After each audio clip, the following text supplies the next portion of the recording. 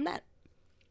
I've had this video idea in the back of my head for a while, and I figured going ahead and sharing this knowledge that I have, mainly on how I recolor and touch up Overwatch skins I do for every team graphic commission I've done. So today I'm going to be showing my methods, my resources, and giving some tips on how to incorporate this into your work in the future. Just a disclaimer, I'm not an expert. I don't claim to be. I have no formal training. I've just been self-taught since, God, like 2016, I think. I have no formal training again, but hopefully this can be a good starting point for people and you can learn a little bit as we go.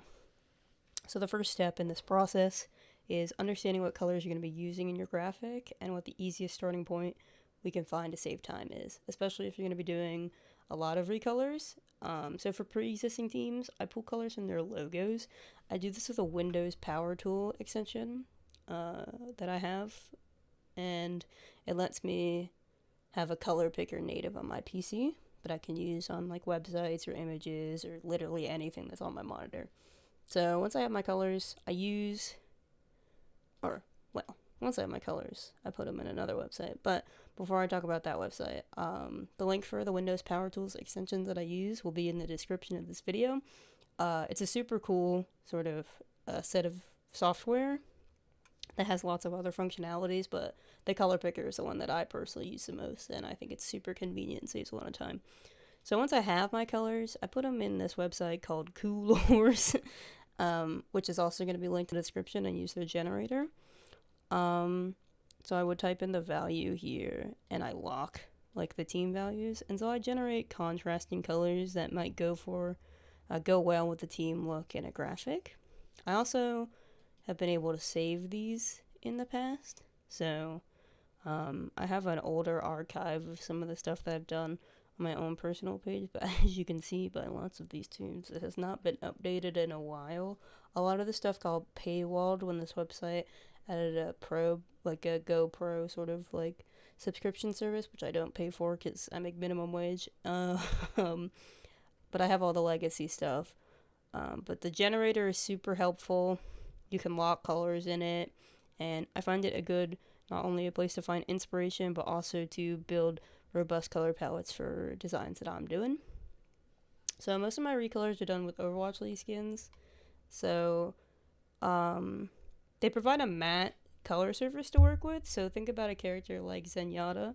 Well, he's got that big ass chrome dome forehead of his that has a shiny texture in his base game model, and that's really hard to recolor because it's gray and shiny and complicated. But in the Overwatch League skins, it makes it one matte color, which is great. So I picked the team of the skin based on the colors that I'm going to be working with on a project.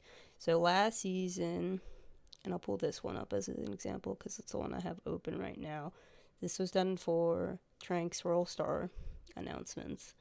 And this is a Paris Eternal skin, so the MI7 colors are relatively close to the ones that Paris were using. So hence the Paris Eternal skin to recolor for this because it saved a lot of time. I use a lot of teams that have either a lot of contrast, or if I'm working in the stereotypical gamer color palette that has like a lot of blacks and grays on it, I'll use skins from like Toronto or the Gladiators because they have that black kind of gray element to them. So that makes it, the Outlaws also fall into that category. That makes it a lot easier to sort of have the pop of color against a black set of like clothing or armor or whatever, because gamers love that look. But I typically pick the team based on the color palette that I'm working on. So if something's close to like the Spark skins, then I'll probably use those. It's kind of a discretion thing that you get better at picking as you go. So the main disadvantage to this, however, is that these skins are locked behind a paywall, and my account is really old. I've been playing this game since 2016, before the Overwatch League was a thing. So I've basically had every opportunity to get free tokens in the world, so I have just like lots of random skins for random teams, but obviously not everyone has that luxury that I do. And that leads to the best resources on this list, and that is the BMZ Loop Flickr collections. So that's 2 individual links that I'll be posting in the description that have all types of teams and characters and poses. And it's a super great resource. You can search by the name of a character. So let's say I wanted some Zarya skins. You can search for Zarya. Be like, okay, this is the selection I have. Or maybe I wanted a specific team. So maybe I wanted Spark skins. Well, I could just search for the word Spark within his collection, and it'll give me every photo in the collection that has that included in it. So they're typically labeled by team, like moniker, I guess, the character, and then a general description of what the pose is. You can download them here. I like to download them in the original capacity because I like working at a higher image scale. You don't have to do that. It's just what I do. I find it a lot easier to work with and recolor and then scale down than working from, something that is 500 by 800. It's not amazing. So that's a great resource. I'll be linking those and his Twitter in the description because it's super awesome that this is a resource that people have. So now we get to the fun part. If I open up the right thing. So we'll do... Actually, I want to do a character with a skin tone. So we'll do Anna. So obviously this is a Washington Justice skin. And if you think about how skin tone works, we're going to have some problems. So this is a thing for the majority of characters in the game. Obviously, like, the Omnic characters don't have this problem. Like, Reinhardt typically doesn't have this problem. But if your character is a human being with visible skin, you're probably going to need to cut it out. And that's because skin tones often have reds in them. They have yellows in them. Some of the characters have blue in their skin tone. And so if I want to change this red value on Anna, and I just do the red channel, it's going to change her face too. And we don't really want Anna to look like she's in the Avatar franchise of films. So I'm going to make a second layer of this. You can also do a mask. I just prefer to make a second layer and cut from there, but it's really up to you what you do. So I use the magnetic lasso tool to do this. And I'll just cut out every bit of her skin tone that we have here. Her hair doesn't really matter. You can get some of that in there, but it's white, so it doesn't have a lot of values in it. You can see a little bit of it, but for the most part, it won't be noticeable. You want to make sure that you can get as close to the edge as possible. This often requires zooming in. But once you do that, you can right click, you're going to hit select inverse, and you can just hit the delete key on your keyboard. So now you have this just layer above it, or skin. You can merge it down back with this file. This layer here once you're done recoloring. So the next step to do is always to remove the logos. This is kind of a beginner mistake because they don't know how to get rid of them, and that's okay. So I use a spot healing brush. You can hit J on your keyboard to access it. It'll be the first one in the Photoshop Tools menu. And it works like a normal brush or eraser. And if you don't know how to do this, it's Alt. And just drag your mouse to the right or the left. Right makes it bigger, left makes it smaller. So I just do like a normal size. And I like to do a rough pass around the edges and then the middle. And as you can see, it's kind of gone. And it's basically not very noticeable that it was ever there. Especially if you think about it in the context, well, this is an image that's like 4K resolution, right? Well, my graphics aren't going to be in 4K. They're going to be 2900 by 1800 or 80, or they're going to be 1500 by 500, like a Twitter banner. You're not going to see a lot of those blemishes. So we're going to look for every instance of the logo that we can find in the skin. So in this case, there's also a logo here on the gun that you're going to be able to see. You can lock the layer here for transparency so your brush can't go outside. And so if you use this without doing that, you'll see that I'm just creating a phantom part of her gun in the air. We don't really want to do that. So we're going to use this tool.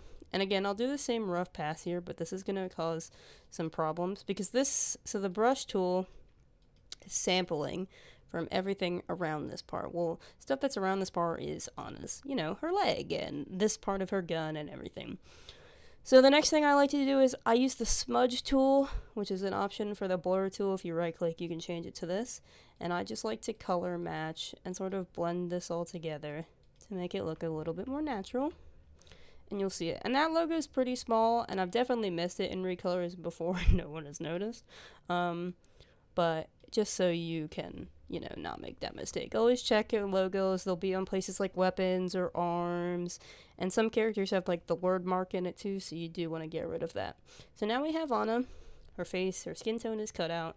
Oh, the other thing to remember, and I almost forgot this, is that just sometimes random objects in the skins will also have underlying color tones. So like, for example, if I wanted to change, like, if, say, this Anna skin was yellow, okay, well, these yellow bits are default on her gun. So I would have to mask these out if I wanted them to stay the same. Sometimes you can change them and get away with it and it won't be too obvious. Sometimes you won't be able to. So in the case of these, her biotic nade holders, these have red right here. This counts as a red value. So you also want to make sure you're going to mask stuff like this out in your graphic, because you don't want that to look off, because it'll be pretty noticeable because it's in the front of her model and it's a pretty big part of her kit. So now we have that masked out as well. The next thing I do is I take an ellipse shape and I'm going to put in a color value for whatever team that I'm doing. So I'll make 2 circles. I like to have them the same size. And I'll make one of them this blue shade that I'll put here, and the other one this pink shade that I'm going to put, right here. And so what this does, it gives me a visual reference point for when I go into the hue saturation menu. So you can access this by hitting Control U on your keyboard. I don't like making an adjustment layer down here. I find that having to merge everything together is super time consuming and also does not work very well if you're doing a project where you have to use multiple different team skins because people want specific characters or poses.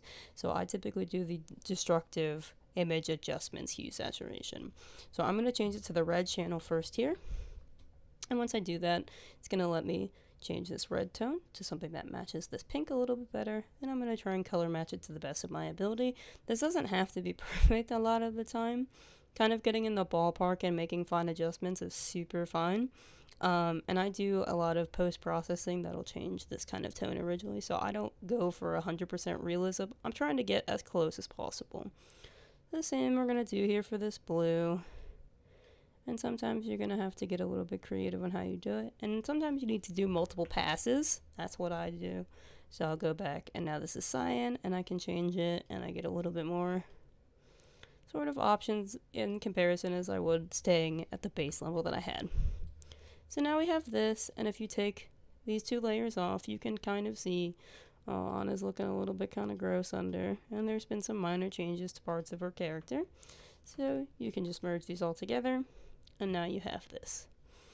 So we'll bring her over here, scale her down to a more appropriate size for this. And now we have Anna. She's still pretty big, but we can't notice very barely that there's some blemishes here. And always, you could spend a lot of time fixing that if you're super pedantic about those types of things. But for the most part, it doesn't bother me and it doesn't bother my clients. But it might now that I point it out to people, because I'm just, putting this on YouTube. So my final sort of thing I do when I recolor a character is I go into the camera raw filter. I like to use this tool because it gives you a little bit more precise control on the lighting and sort of effects of your character model. So I do a lot of changing in this first menu, changing the highlights, the blacks, the whites, the exposure, and the contrast. I like to add a little bit of texture, and sometimes I add a little bit of sharpening. And you can see here that we've just sort of made this pop. I hate that word, but that's what it does. It makes it pop out a little bit more and have some contrast. So you can see here, it's just a side-by-side difference of what they look like. So yeah, super, super helpful sort of thing. I'll hit OK. You can also save these as many things in Photoshop as a preset, so you can access them. Say you're doing a team and you want them all to have the same effects on them. You can save a preset if you're going to be doing it over multiple sessions, or you're going to be able to hit camera raw filter here at the top and it'll just apply the effect like it normally would. Some other things to know, you can use the camera raw filter effect before you do your color correction, your recoloring. So say you're using a screenshot where the light is not very contrasting and the image is kind of flat, so you can change, the contrast and all the balances before you do your recolor to get a better sort of overall tone.